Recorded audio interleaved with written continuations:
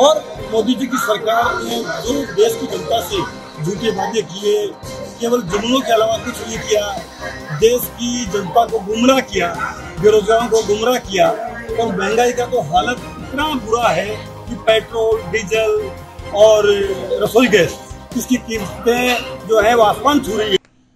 राजस्थान बीज निगम के पूर्व अध्यक्ष धर्मेंद्र सिंह राठौड़ ने सहपरिवार पुष्कर सरोवर की पूजा अर्चना, धार्मिक स्थल से की राजनीतिक बयानबाजी।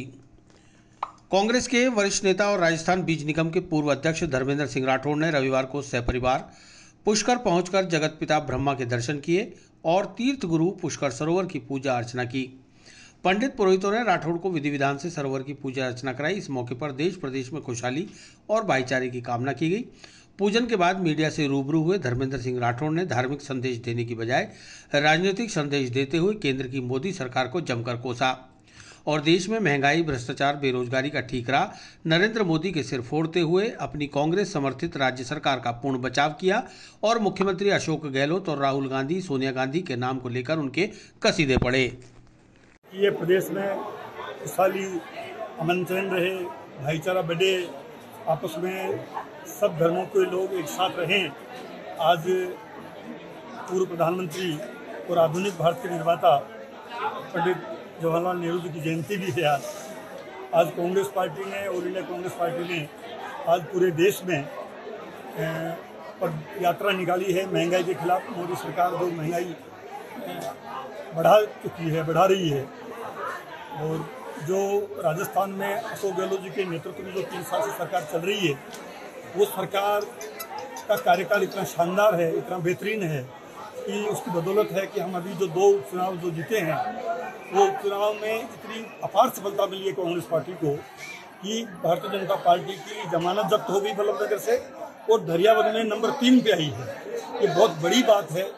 मुझे जानकारी जहाँ तक है, अब तक बीजेपी के जन्म से लेकर अब तक उपचुनाव में कहीं भी जमानत जब्त नहीं हुई होगी। ये हमारे अशोक गहलोत जी की लोकप्रियता है, हमारी सरकार के जो कामकाज है उस पर मोहर लगी है। और मोदी जी की सरकार ने जो देश की जनता से झूठे वादे किए, केवल जुमलों के अलावा कुछ नहीं किया, देश की जनता को गुमराह किया, बेरोजगारों को गुमराह किया। और महंगाई का तो हालत इतना बुरा है कि पेट्रोल, डीजल और रसोई गैस, इसकी कीमतें जो है वो आसमान छू रही है। आपको ये भी पता होगा कि इन उपचुनाव के परिणाम आने के बाद में तत्काल डीजल भी और पेट्रोल की रेट एकदम गिरा दी। तो इससे ये तो साफ स्पष्ट हो रहा है ना कि अगर ये चाहें तो कीमतें कम कर सकते हैं। ये चला के देश की जनता के जो मुद्दे हैं उन पर ध्यान नहीं दे रहे। ये केवल उन मुद्दों पे धार्मिक भावनाओं को भड़का के, ये राम मंदिर के नाम पे, अरे भाई राम मंदिर तो हम सबका भी है, हम भी यहाँ सब कांग्रेस के लोग, हमारे नेता राहुल गांधी, हमारे नेता अशोक गहलोत जी प्रदेश के मुख्यमंत्री हैं, हम सब डॉक्टर राजकुमार जी, हम सब लोग जो मिलके, हम भी धार्मिक हैं, हम भी भगवान राम को मानते हैं, भगवान राम के हम भी वंशज है।